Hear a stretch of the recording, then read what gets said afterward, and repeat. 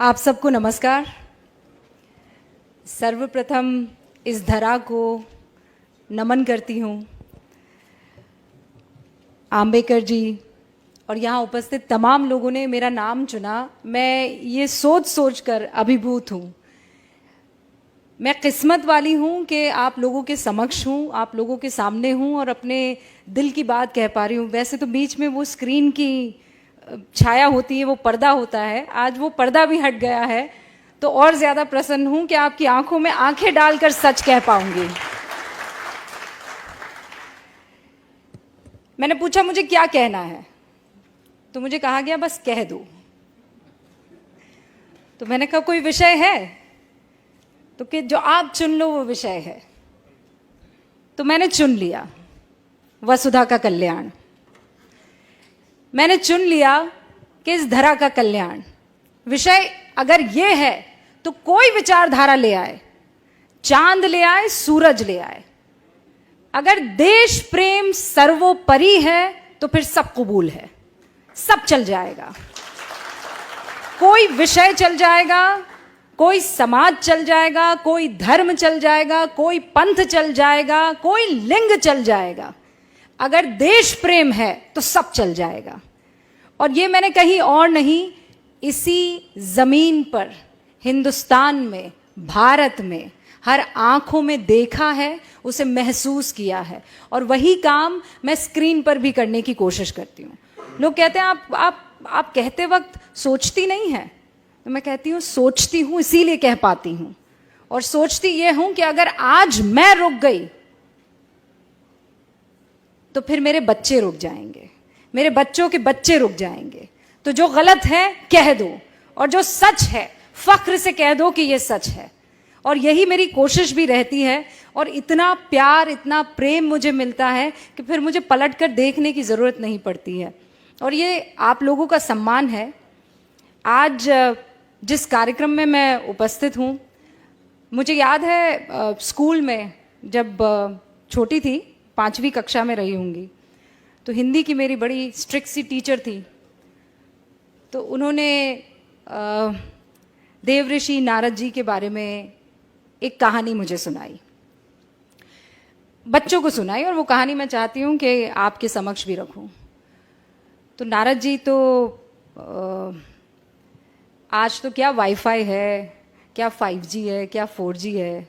नारद जी ने तो उसका इस्तेमाल बहुत पहले ही कर लिया था। प्लेन व्लेन की ज़रूरत नहीं थी, वो टेलीपोर्ट करते थे, तीनों लोकों में जाकर अपनी बात कहते थे। तो कहानी ये शुरू होती है कि नारद मुनि अपने अंदाज में स्वर्ग लोक में घूम रहे थे, नारायण नारायण कहते हुए। तो अचानक उनको कुछ सूझी, तो उन्होंने भगवान का रुख किया और भगवान से कहा, आपसे एक प्रश्न पूछूं? तो भगवान ने कहा, पूछो। ये जानते तो थे कि नारद जी के मुंह से निकल रहा है तो पंगा तो होगा, लेकिन पूछो, उन्होंने कहा। तो उन्होंने कहा, भगवान ये बताइए कि आपका सबसे प्रिय कौन है, आपके हृदय में कौन वास करता है, कौन है जो जिससे आप बेइंतहा प्रेम करते हैं, स्नेह करते हैं। तो भगवान मुस्कुराए और उन्होंने पृथ्वी की ओर देखा और वहां इंसानों का टोला था, इंसानों की बस्ती थी। कोई किसी काम में लगा हुआ था, कोई लकड़ी काट रहा था, कोई खेती कर रहा था, कोई अपने हिसाब का जो उस वक्त काम था वो कर रहा था, कोई महिला खाना बना रही थी। तो प्रभु मुस्कुराए और उन्होंने कहा कि ये मेरे दिल में वास करते हैं, इनसे मुझे बड़ा स्नेह है। तो नारद जी को बड़ा गुस्सा आया। तो उन्होंने कहा कि आप मनुष्य की बात कर रहे हैं? तो प्रभु मुस्कुराए और प्रभु ने कहा, मनुष्य की बात कर रहा हूं। तो उन्होंने कहा, अरे नारायण नारायण मैं करता फिरता हूं, ऐसा कोई पल, ऐसा कोई वक्त नहीं गुजरता कि मेरे मुख से नारायण नारायण ना निकले। और आपको प्रसन्न करता है मनुष्य, आपको पसंद आता है मनुष्य, आपका स्नेह मनुष्य से। तो प्रभु फिर मुस्कुराए, उनकी अपनी लीला। उन्होंने कहा कि इस मनुष्य को मैं छोड़ दूंगा, तुम बस ये मेरा जो इम्तिहान है उसे पास कर लो। तो नारद जी ने बोला, ऐसा कौन सा इम्तिहान है कि मैं पास ना कर पाऊं? प्रभु आप कहिए, करना क्या है? तो प्रभु ने देव ऋषि को कटोरा दिया बड़ा सा, और उसे एकदम एज तक दूध में भर दिया। और प्रभु ने कहा कि अब इसे तुम तीनों लोकों में लेकर घूमो, पर ध्यान रहे एक बूंद दूध की नीचे ना गिरने पाए। तो देव ऋषि ने कहा कि अरे ये क्या बड़ी बात हो गई, ये तो मैं चुटकियों में कर दूंगा। तो उन्होंने कहा फिर मिलते हैं। और नारद मुनि जी कटोरा थामे, दूध से भरा लबालब, तीनों लोकों का भ्रमण करके आ गए। प्रभु के सामने पहुंचे, प्रभु मुस्कुराए, कहा लौट आए? तो नारद जी ने तानी हुई भुओं के साथ कहा, प्रभु लौट आया, एक भी बूंद ना गिरी? तो उन्होंने कहा ना, एक भी बूंद किसी लोक में ना गिरी। कहा ये तो बहुत ही गजब हो गया, इस बीच तुम मेरा नाम लेना कैसे भूल गए? तो उन्होंने माथा पकड़ा, उन्होंने कहा प्रभु ये तो बड़ी गलती हो गई, मैं सोच रहा था कि दूध ना गिरने पाए, मेरा तो सारा ध्यान दूध के कटोरे पर था, नारायण तो मुख से निकला नहीं। तो प्रभु फिर मुस्कुराए और प्रभु ने कहा इसीलिए मुझे मनुष्य पसंद है। वो जिंदगी की हर तकलीफ से जूझता रहता है, वो हर मुश्किल से हर रोज गुजरता है, उसकी जिंदगी के कटोरे में परेशानियों का दूध लबालब है, लेकिन फिर भी वो मेरा नाम लेना नहीं भूलता है।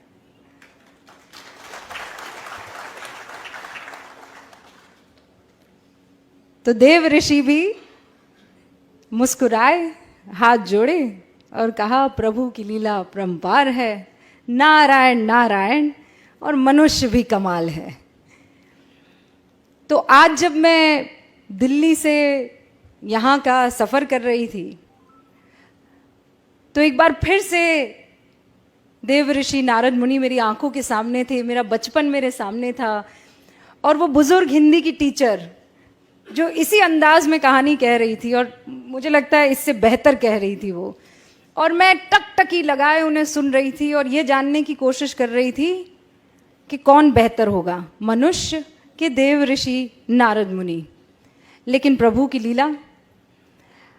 अब इसे आप कट्टू जोड़ दीजिए पत्रकारिता में।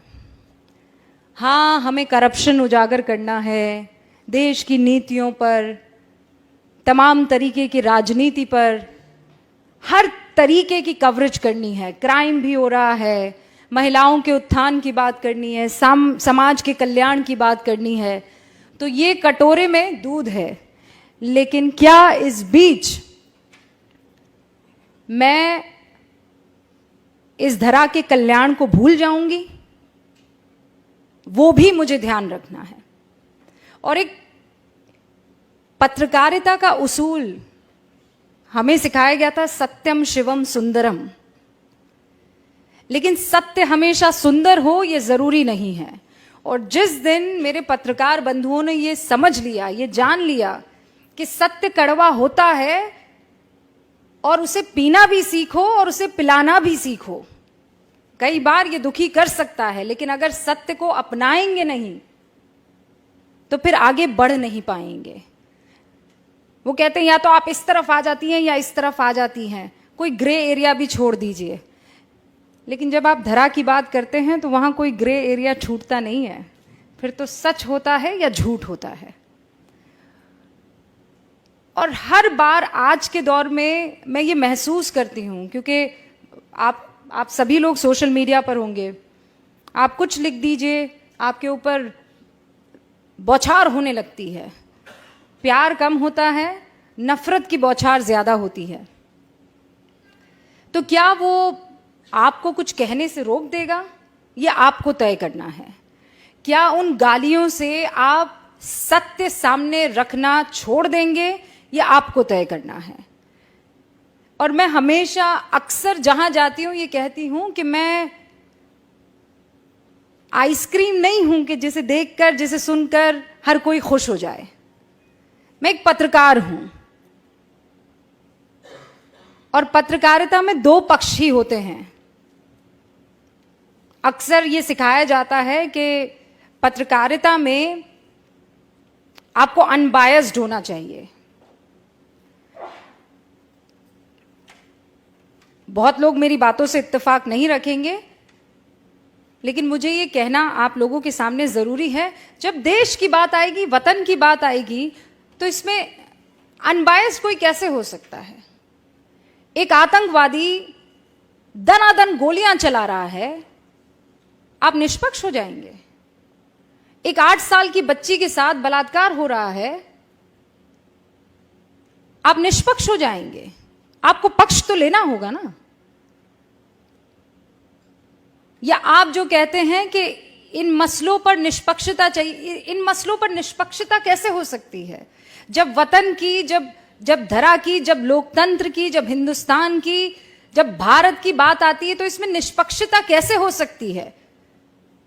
कोई माई का लाल मुझे बता दे कि नहीं, निष्पक्षता के नाम पर वो हिंदुस्तान को एक तरफ कर देगा और वो दूसरी तरफ खड़ा हो जाएगा। तो ऐसे में अगर कोई कह दे कि आप निष्पक्ष नहीं हैं, तो मुझे कबूल है। अगर हिंदुस्तान के साथ खड़े रहना, उसके मूल्यों के साथ खड़े रहना, उसके लोकतंत्र के साथ खड़े रहना निष्पक्षता नहीं है, तो मुझे कबूल है। और उन तमाम पत्रकार बंधुओं से ये बात मैं बहुत साफ तौर पर कह देना चाहती हूं कि जिस दिन आप बेझिझक, बगैर किसी डर के, बेखौफ होकर अपनी बात रखने लगेंगे, तो फिर आपको तालियों की दरकार नहीं रहेंगी। फिर मुख से दुआएं ही निकलेंगी, आशीर्वाद ही निकलेगा। और फिर आपको ये नहीं सोचना पड़ेगा कि मैं जाऊंगा तो 4 लोग मेरे लिए तालियां बजाएंगे कि नहीं बजाएंगे। उन तालियों की दरकार मत रखिए।